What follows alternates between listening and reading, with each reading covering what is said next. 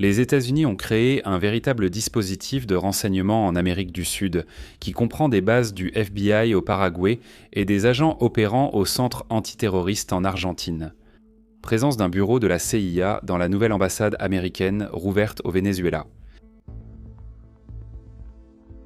Cet encerclement stratégique a abouti à des actions précises du commandement Sud à l'intérieur du bouclier des Amériques, étant donné que des données stratégiques sont générées en temps réel directement à la frontière avec le Brésil.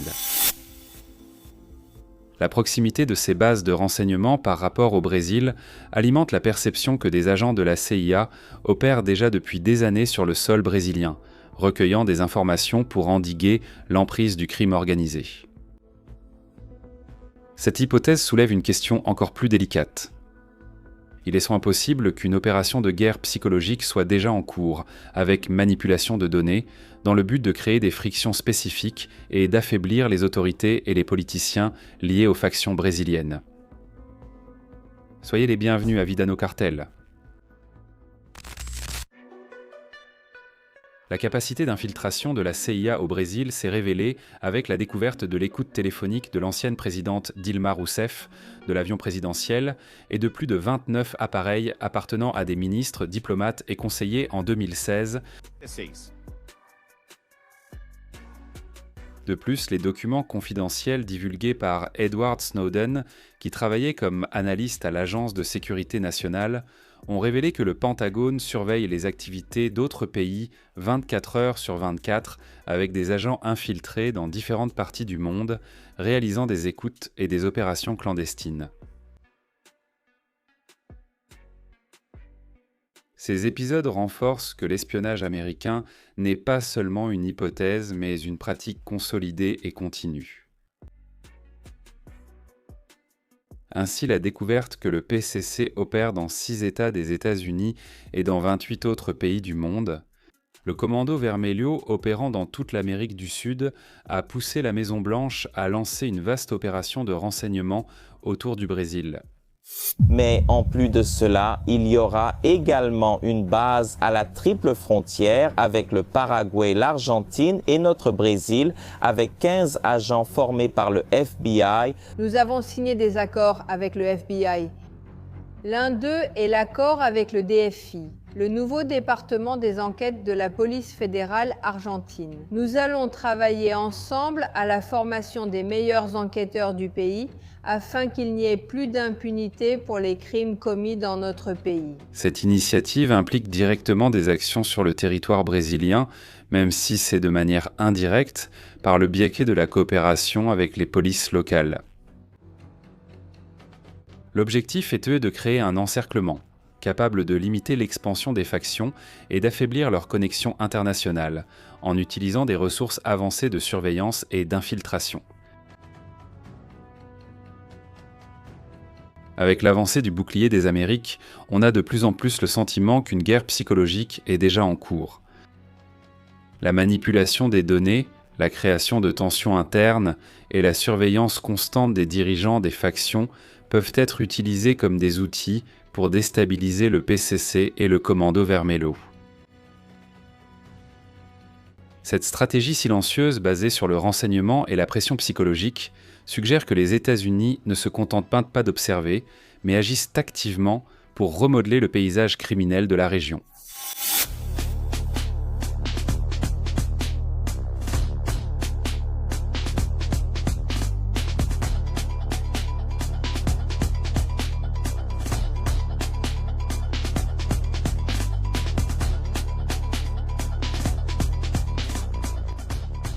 Avec des agences de renseignement robustes et efficaces, le gouvernement de Donald Trump a utilisé la CIA et le FBI pour accroître l'influence des États-Unis dans toute l'Amérique. La CIA, traditionnellement utilisée pour des opérations extérieures, intervient dans la collecte d'informations stratégiques, l'infiltration de réseaux criminels et la surveillance de gouvernements considérés comme hostiles.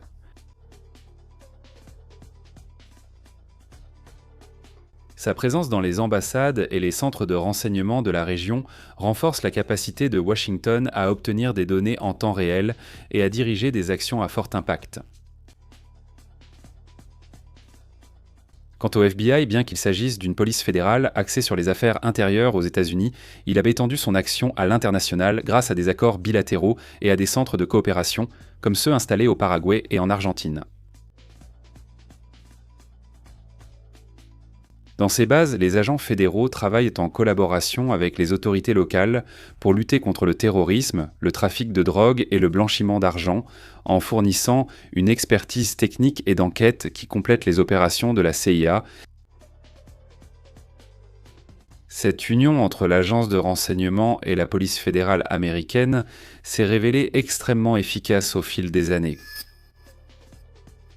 Des opérations conjointes ont déjà démantelé des réseaux de narcotrafic dans les Caraïbes, intercepté des routes de blanchiment d'argent en Amérique centrale et affaibli les liens entre les factions brésiliennes et les cartels mexicains. Ce passé de succès indique que la stratégie pourrait représenter un revers significatif pour l'Amérique. Déterminer les structures du trafic non seulement au Brésil, mais dans toute l'Amérique, consolidant la ceinture du renseignement comme l'un des piliers de la politique de sécurité continentale nord-américaine. Des agents de renseignement nord-américains opèrent sous couverture, utilisant souvent des passeports nationaux comme s'ils étaient des citoyens brésiliens, répétant des pratiques déjà observées avec des agents russes qui sont restés infiltrés dans le pays pendant des années. La réponse est venue cette semaine dans un reportage du New York Times. Le journal américain a présenté une liste de 9 espions, les 3 que Fantastico a montrés et 6 autres. Le reportage affirme que pendant des années, la Russie a utilisé le Brésil comme point de départ pour l'élite de ses officiers du renseignement, les agents dits illégaux, dans une opération audacieuse et de grande envergure. Ces espions ont effacé les traces de leur passé russe. Le reportage explique que, dans le monde de l'espionnage, l'infiltration était nécessaire pour neutraliser les menaces qui pourraient en compromettre la sécurité d'un pays donné. La CIA, tout comme le Mossad israélien, opère dans l'ombre, vivant comme des citoyens locaux, mais recrutant toujours des informateurs et générant des données de renseignement qui alimentent des opérations stratégiques. C'est pourquoi la présence d'agents de la CIA sous couverture au Brésil est une réalité qui peut expliquer les fuites, les pressions et les crises spécifiques créées pour miner les tentacules du crime.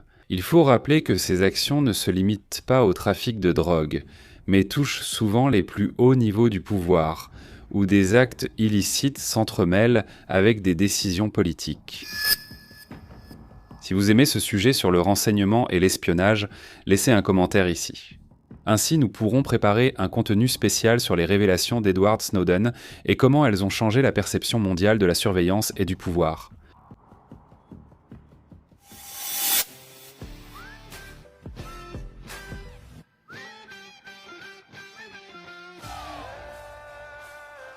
Ici, sur Vida no Cartel, vous restez informé de l'actualité militaire. Laissez votre like, abonnez-vous et regardez l'une des vidéos qui s'affiche sur votre écran. En avant, combattants, à la prochaine!